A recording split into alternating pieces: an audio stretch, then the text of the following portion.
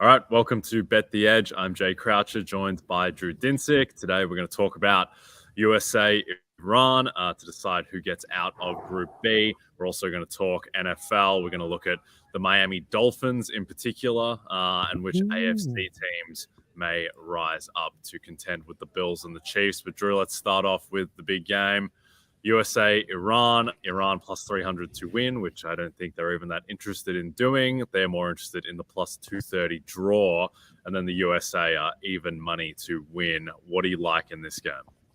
So interesting. If you don't already know how the way that the group stages work for the World Cup, it's and by the way, this is the last time that we're going to get a round robin of 3 head-to-heads like this. The format's going to be totally different in 2026. So you can, this is very short-lived advice in terms of how these work. But the dynamics in the third head-to-head within group is fascinating because the motivations become a huge aspect of how teams approach the game. If you didn't already know, soccer is low scoring. If you didn't already know, World Cup goals are hard to come by at times. We've seen a lot of 0-0 draws in this World Cup already. And as you mentioned, I think Iran would be extremely happy with the 0-0 draw. They have a manager that specifically leans into that style of play when needed. And so I think the idea that Iran's going to try to have 10 behind the ball for most of this match is sort of your operating expectation from Jump Street.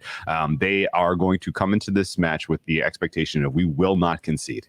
We clean sheet is our top priority for this match. That puts us through to the knockout stages. And if we happen to get an opportunity on a counterattack because you have too many guys pushing forward and you just don't get the break you need, we're going to try to take advantage of the counterattack and score a goal on you. And then we are absolutely going to park the bus and try to win 1-0. And so this being a lower scoring match and just in general, kind of a little bit of a nail biter seems likely. And it's crazy because the USA probably shouldn't even be in this position. I mean, did they deserve a draw against Wales? They outplayed them substantially in the first half of that match. Did they deserve a draw against England? I thought they were the better team. But here they are. They're going to be pressing for a win. I don't think the market is correct. I think USA has struggled mightily with finishing goals, as we expected when we handicapped this team to start the World Cup. And the idea that they're going to be able to find cracks in the very stout Iran defense is tough for me to see how that actually plays out. I think realistically expecting this to be another draw for the USA and/or a 1-0 type of a loss based on a counterattack by Iran, I think are sort of the more likely outcomes than United States stealing one here. Although, we'll obviously be cheering for Team USA. I'm just going to lower my expectations. Where are you coming into this one? Yes, I think the surest bet is that it will be low scoring. The under 2.5 is heavily backed. It's minus 180. Both teams to score. The no is minus 145. So expecting that it will be fairly low scoring. Yeah, if I was to have a bet on the game, notwithstanding the citizenship of 2 of my daughters with eagles in their passports, I would go Iran double chance at minus 115. So Iran to win or draw. Yeah. I think that's where this is headed. It would be hilarious. Well, it would be tragic in a way if they did park the bus, they get the draw, and then Wales beat England, which would send Wales through, I believe, because then they'd be tied on 4 points with Iran and have a superior goal difference. So a lot to shake out there. Do you think they handle Wales, or where are you at with England at the moment? I think they handle Wales. I find Wales to be the 4th best team in this group, just based on who they have out there and availability. Just in general, the best players on that team are quite old, and they had some moments in the second half against Team USA, but overall, I think they probably are the weakest in Group B. England, on the other hand, I'm not exactly sure what happened in the match against the USA. It felt a little bit like, they kind of thought they were going to waltz through there and didn't realize that they were up against, a quality midfield and a decent defense. And, they maybe took USA a little bit lightly. I don't think they're going to make that same mistake against Wales. This is obviously, if you didn't already know, England and Wales share an island. There's no love lost between these two nations, even though they are under the United Kingdom banner, under the kingdom of the United Kingdom, I guess. the number of high quality players that England can rotate in here, even if their legs aren't entirely with them, because you're starting to see a little bit of fatigue creep in, I think, with a lot of the top club players. And this is the match where the third round of matches in a relatively compressed schedule is where you would expect it. The depth and the ability for England to put some spark plugs into this game off the bench, I think, is going to be the difference here. So I would expect England to come through with a multiple goal scoring effort in this one, and Wales may get on the sheet, but I think most likely outcome is going to be probably 2-0 England. Yeah, I mean, this is close to a dead rubber for England. They haven't technically qualified yet, but it would require them losing heavily to Wales to not qualify. And I think that it being a dead rubber might actually help England and take Gareth Southgate's worst inclinations away from him. Might have him finally play Phil Foden a little bit more, which is the very popular nitpick, although pretty big nitpick among English fans, is that Phil Foden, who might be like the 11th best soccer player in the entire world and can't get on the pitch for England. It's not like he's a Cristiano Ronaldo type where you have to gear the whole system to Phil Foden either. It's pretty versatile and he can play. So, yeah, I mean, Wales just aren't very good. A lot of the names, they look good on paper, Gareth Bale, Aaron Ramsey, but those guys aren't up to the stature of their names. They're well past it at this point. So I think that England, it might look pretty similar to the Iran game, which the scoreline flattered England in that one, but still they won handily. And I think that they should dispatch Wales. Let's go to the Golden Ball, which is one of my favorite markets and has been my favorite way to approach the World Cup. We are awards men, and this is certainly, I think, a less efficient market than just betting on who's going to win the tournament. So if you look right now on PointsBet at the Golden Ball market, Kylian Mbappe is understandably the favorite at plus 300. Lionel Messi is the biggest threat at plus 600. And then you get into the longer shots, Vinicius, Richarlison, Pedri, and then Cody Gakpo, who I think is maybe the most bet at the moment. He scored in all three games, having just scored against Qatar before we started recording. And if you think the Netherlands are going to make the final, then you're probably better off just betting Cody Gakpo at plus 2,500. They have a pretty kind draw as well. If we assume that England are going to win that group, then playing Iran or the USA in the round of 16, that's a pretty favorable draw.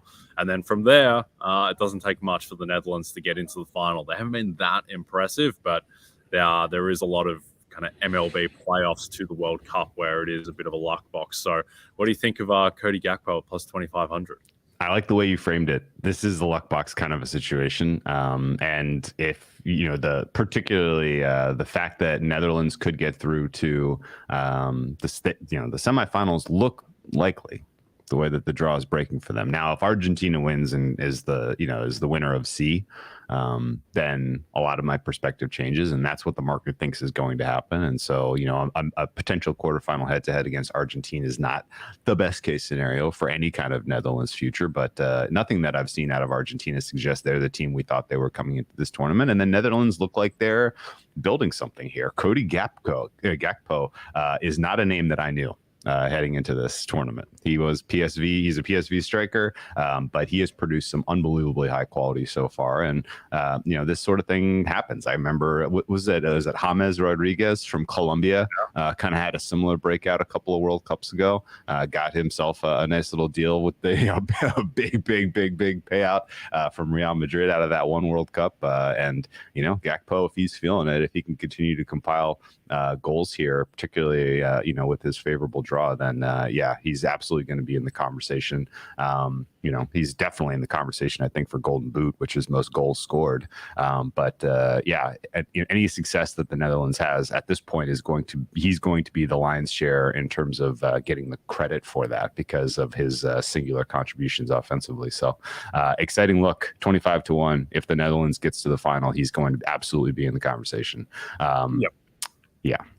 I think the parallel to Gakpo winning would be Diego Forlan in 2010 on Uruguay. Dominated the tournament, and they didn't even reach the final. But him getting to the semis and really scoring heavily, that was enough for him to win the Golden Ball. And think, I'm not sure if this is public, but I'm assuming that the voters, they vote on the Golden Ball before the final, because that's certainly how it was with the Euros as well. So I think that's the play. And then if something crazy happens in the final, then they might reconvene, but they go in being like, here's who's going to win. And so if you look at from that perspective, I think the Gakpo is a huge chance to win, even if he doesn't have the pedigree. But the big thing is if Argentina finish second in the group and if they play France, then in the round of 16, then you're going to have basically the two favorites going head to head, and the loser goes home at that point. And as someone very invested in Lionel Messi, I'll be hoping that happens and that Mbappe goes back to Paris. But we'll see how that goes. In terms of long shots, I mean, it's the same as all awards where you're looking at, choose a team that you like and then work back and divide like who's going to get the equity on that team. So if like Spain, Pedri takes up the bulk of their equity. I think an interesting bet still is Neymar at plus 3,300, even though he's missing the last two group games. This isn't an NBA defensive player of the year kind of thing where, Bam Adebayo, he missed 26 games, can't win. Like, there's not much science to this. If Neymar comes in and he dominates the round of 16 quarterfinals and semis, then I still think he's very live, even though he's missed two group games. And also the game without him, Brazil on an offensive front didn't look amazing, and Richarlison and Vinicius, other guys, they didn't really further their cases too much in the game against Switzerland. So I think Neymar at plus 3,300 is still worth a look. So anyone else, Drew, before we we have named a lot of players who are going to get they're going to get goals. Like, that tends to be the way that this award kind of breaks, which is, you get credit for being outstanding because of your goal scoring acumen. The only exceptions that I can think of to this both happen to be from Italy, who of course is not in this tournament, but the goalkeeper in Euro last year was the most outstanding player. And then go back to 2016, and was it Caviano, I believe his name was that year, who was the last defender to win this award. Do you see any? It was kind of our. Thank you. Do you see a team that could win with defense or with goalkeeping, like that could be sort of? Because honestly, if you're pointing at Brazil and you're telling me that they ultimately win this World Cup, like, they're probably doing it because their defense, like, that defense is unbelievable, and no one really has kind of earned the standout. If Neymar doesn't score multiple goals, if Vinicius Jr. is stuck at one or two goals, like, do they look to either Alisson or the defenders for Brazil as a potential Golden Ball winner? I think the issue with Alisson is he hasn't had to make any saves. He hasn't had to do anything. He hasn't had to do anything. Switzerland have a single chance in that game? Like, that's maybe I don't think so. I think the way that would usually go is if, like, they're not going to do anything, but say that Belgium got to the final, which they're not going to happen. But then Thibaut Courtois is going to make a ton of saves to get them there. Or if Poland goes on a huge run and it's Wojciech Szczesny, that's the type of case that I would see. Emi Martinez for Argentina, but Emi Martinez isn't going to win over Lionel Messi. So I don't mind the look there. I think that had Gakpo not been so dominant, that the Virgil van Dijk would have been the shout. Oh, yeah. But I just think that Gakpo has been too good that he will be the Netherlands candidate. But certainly one to watch if no one really separates themselves, and also if Mbappe gets done in the round of 16, which I'll be praying for. Anyway, a reminder that you can watch all the Spanish language coverage of all the World Cup matches on Telemundo. That's what I've been doing. Honestly, like, it's just a better way to watch the games, I think, with the feed. And for me personally, a good way to practice a little bit of my Spanish. But anyway, just a reminder, too, that if you don't have the NBC Sports Predictor app, go download it now. The contests are free and easy to play, and you have a shot to win thousands this weekend by predicting what will happen in the World Cup, college football, and the PGA Tour. There's also $100,000 up for grabs by guessing the outcome between the Colts and Cowboys in our Sunday Night 7 contest. All right, let's talk about the Miami Dolphins. One of my favorite teams, one that I'm heavily invested in via their AFC East price, and also Tyreek Hill Offensive Player of the Year. Right now, they're plus 225 to win the AFC East. And the reason this is most interesting is that they have the tiebreak right now over Buffalo, having beaten them earlier in the season down in Miami. Any interest in the Dolphins at plus 225 for the division? Okay, so the Dolphins they're the most controversial, I think, among people who are sort of handicapping the futures market right now, because there are some people who are saying, no, the Dolphins deserve top 2 consideration in the NFL, let alone, are they at the top tier of, the second tier in the AFC? And other people will tell you, no, this is a middling team that has kind of been the beneficiaries of a relatively soft schedule lately. And all of these questions are going to be answered in the next 4 weeks. I mean, this 4 or 5 weeks, this next stretch for them is unbelievable. I don't recall any other team having to go through a stretch like this, both travel and strength of opponent, because they get San Francisco, who is, has absolutely emerged as a real threat to be the best team in the NFC, on the road, turn around, and they're on the road again against the LA Chargers the following week. One would assume that they requested this back-to-back on the West Coast and that they're intending to stay West. Mike McDaniel obviously roots on the West Coast, and I would expect that he has some plan in place to practice and get a little bit of an extended, a little bonus mini camp in there in preparation for that Chargers game. But then they come back and they don't play in Miami. They go straight to Buffalo and they get a winter game in Buffalo, followed by a game against the Packers, who, is just no easy out, obviously, even though they're having a down year. And then finally another winter game against the New England Patriots. So this next 5 weeks is going to tell you everything you need to know about the Dolphins season.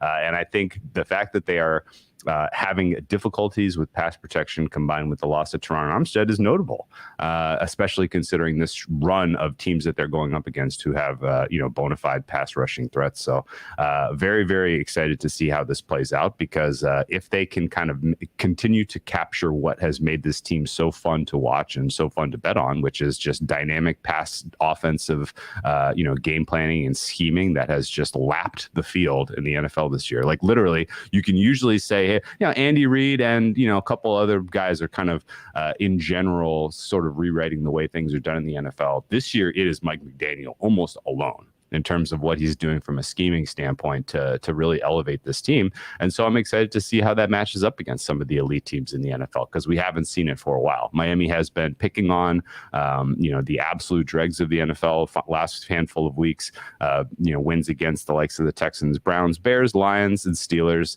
And while, yes, some of those teams are winning recently, it's still, that was a very, very, very soft stretch of 5 games where they got 5 wins. And I think, the true test is yet to come for these guys. And so the road games, the winter conditions, the travel, all of that is going to be a very tough test. And ultimately, I think you're probably looking at your 5 seed in the AFC. However, they probably draw Tennessee Titans. That sounds pretty good if you're Miami. I don't mind that at all. A 4-5 matchup, Titans-Miami, sounds like you could get to his first playoff win. Although at the end of the day, am I backing any quarterback to repeat what Joe Burrow did last year and kind of go on a run in his first ever playoff experience? I'm not going to do it, and it's not going to be with Tua. Sorry. So congratulations on the successful breakout season, but I think it probably ends for me sometime in divisional round. Okay, I think the Dolphins might be 3-point favorites in that game in Tennessee if the Bengals line is anything to gather in terms of what they were favored against the Titans. Yeah, the Dolphins, I mean, I was all in on this team being one of the 5 best teams in the NFL. I think the Tua is legitimate. I think Tyreek Hill is perhaps the most valuable non-quarterback in the league, along with Micah Parsons. And the defense is improving. This defensive line now, with adding Bradley Chubb, which is maybe a little bit overblown, but still, it's a monstrous defensive line now with Chubb, Phillips, Wilkins, Melvin Ingram. The issue is the secondary, and Xavier Howard just hasn't been right all year. He's the biggest swing piece for them the rest of the way. But my concern with the Dolphins is Teron Armstead, who I think is probably their 3rd most important player after Tua and Tyreek. I think he's more important than anyone on the defense. And the issue is that as soon as he went down against the Texans, Tua was under siege. I think Tua got sacked maybe 4 times in pretty short succession. Skylar Thompson got sacked as well. The offense just fell apart.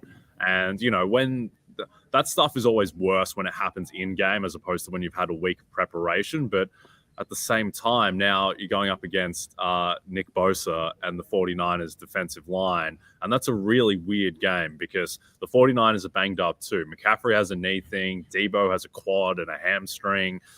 Jimmy G looks like he kind of sprained his MCL and is just going to play with probably a brace. So I don't really know what to do with that game, but I know that Teron Armstead being out is a huge problem because they were under siege from the Houston Texans and Houston Texans are not good.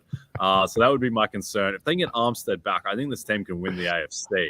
But I think they probably will have to do it from the 5 seed because of their schedule and because of how good the Bills are. And the Bills having that matchup at home with the Dolphins and also having the easier schedule, they are rightfully the favorites in the AFC East. But certainly the Dolphins have as much ceiling as anyone. Quickly, Drew, this hard schedule, Armstead being out, does this make Tyreek Hill more likely to win Offensive Player of the Year because they're going to be throwing more and there's more narrative, or does it make him less likely? Because my thought on this was that Tyreek was in trouble because the Dolphins were too good and they just weren't throwing in the fourth quarter. But now with this schedule and the fact that maybe they do need to get it out quicker without Armstead, which you think of Tyreek Hill as a deep threat. Well, he's actually been playing all over the field and getting a lot of just short volume work, a lot of slant routes in Miami. Does this hurt him? I have to look a little bit more closely at who Jefferson goes up against from a CB1 standpoint between here and the end of the season, because if you look those two, you look at the contributions that those two players have made, Jefferson and Tyreek Hill, they are very, very, very close in terms of statistical production this season. And I think that you could probably say whoever of those two leads the NFL in receiving yards is probably your Offensive Player of the Year winner. And your point is fair, which is that if they were continuing to beat up on the little sisters of the poor, then he's probably not getting the volume that he would get if they are in comeback mode against the Bills, if they're in comeback mode against the Chargers. Like, those are realistic game states that they could be facing in the next 4 weeks, in which cases, the Tyreek Hill production is more like in the 150 range as opposed to the 80 range, right?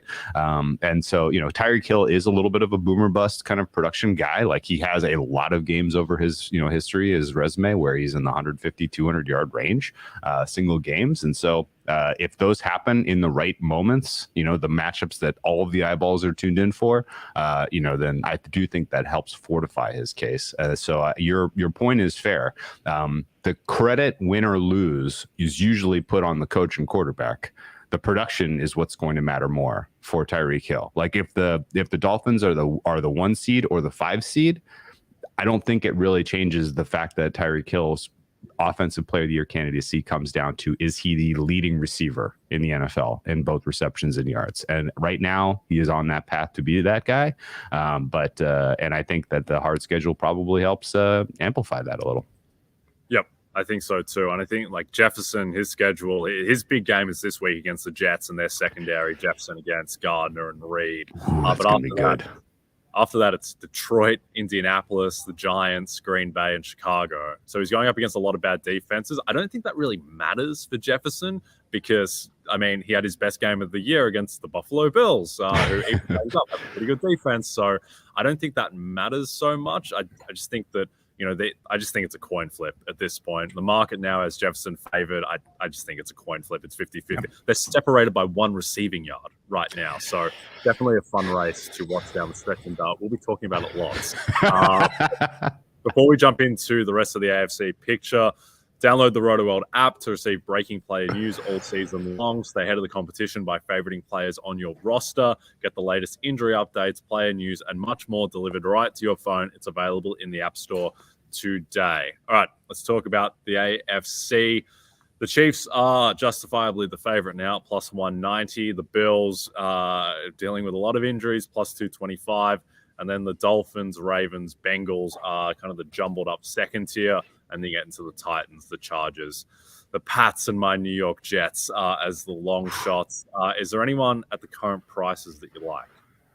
The prices are tough because I was expecting that with a little bit of this midseason malaise for the Bills and the fact that they're currently in the 5 seed and not even winning their division, that you'd start to see these prices drift, but they are not. They are holding firm.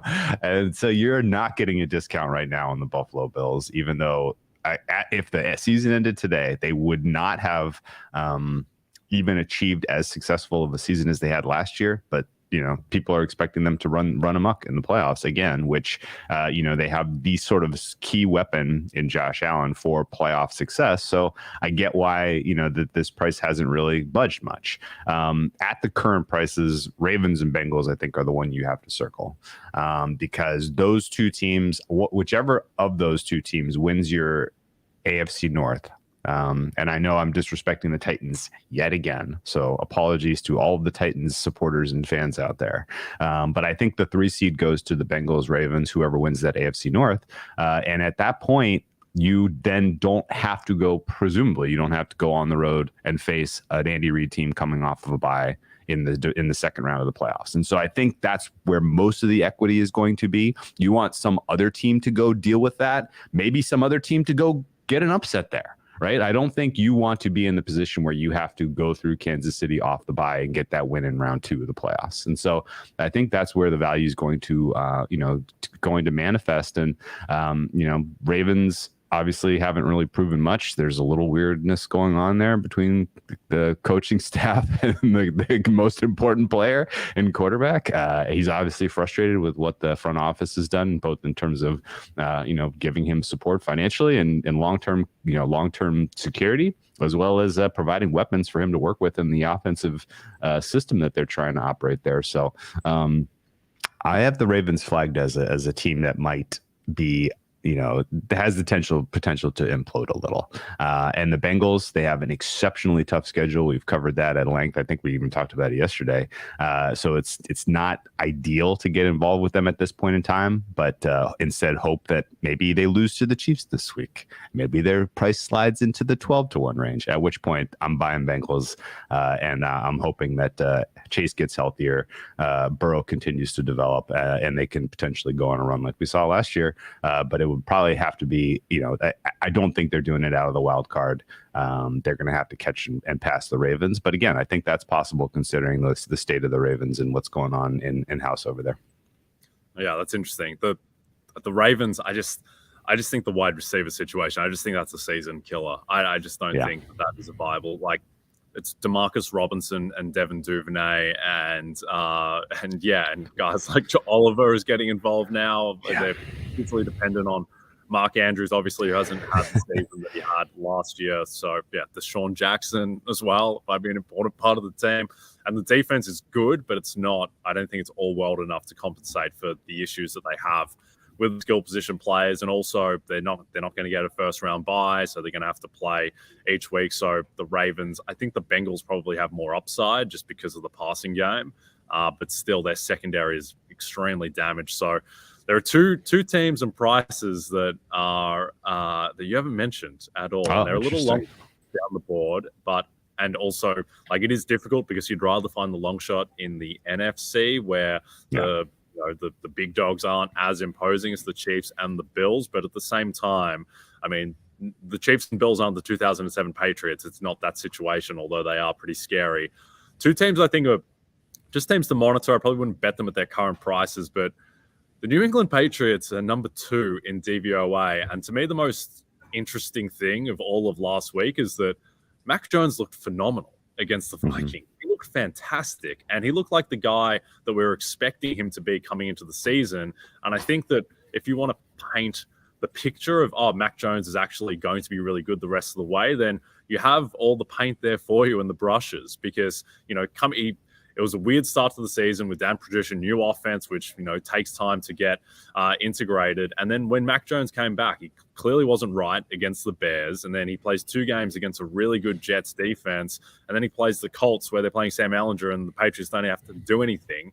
And so coming off the bye, now another week removed, he looked fantastic against the Vikings, who admittedly don't have a great defense. But, I mean, Mac was making all the throws. They've got a really good offensive line. They have enough weapons. The defense is good. It might not be all world, which was disappointing against the Vikings. They didn't play particularly well, but they should have beaten the Vikings. They gacked that game, and it was because of stupid misplays on special teams, blown coverages. I don't think that's going to be predictive going forward.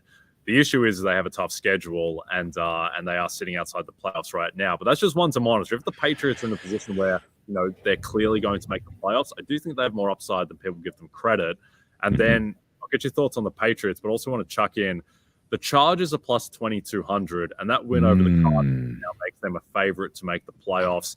Their schedule, unlike the Patriots, is very kind the rest of the way. I think that they're going to be favored in 5 of their last 6 games. But actually, they might be favored in all 6 because the game in Miami against Miami is in LA. So they go at Vegas, Miami, Tennessee, at Indy, Rams, Denver. They could very easily go 5-1 in that stretch. And look, they're going to be a wild card, but if they get Rashawn Slater back, if they get Joey Bosa back, then that's the same team basically that we thought coming into the season was a legitimate threat to the Chiefs in the AFC. So again, I think just one to monitor the health situation there. But what do you think of the Patriots and Chargers? Let's start with the Chargers real quick. I agree with your points. I thought the schedule has broken opposite what I expected at the start of the season. I thought they were going to start easy and finish hard. It's gone, pear-shaped exactly the opposite way for them. The health situation though is the key for the Chargers, because I had not heard that Slater was even a candidate to come back this season. So if that's really on the table, then that's interesting to me, because right now they're dealing with a couple of other cluster injury situations going on with that offensive line. Lindsley got banged up. He may miss some time. And Trey Pipkins the third. I mean, this is like the 8th podcast we've mentioned Trey Pipkins being important, because if he's not out there, then you're literally trotting out a guy you just signed off the street, or Storm Norton, and I'm not sure which is worse. So it's realistically it's a little spooky what's going on with the O-line. Similarly, Joey Bosa, like I was expecting to hear some positive buildup the last couple of weeks, and it's been a little quiet. So I'm going to dig into the injury stuff a little more for the Chargers before I get involved there. But your Patriots shout is fun. 55-1 is an enormous price. Mac Jones got his playoff stinker out of the way last year, and it was surreal. On Thanksgiving, watching the Patriots lose because of coaching and special teams. That is never the case with the Patriots, but that was why they lost that game.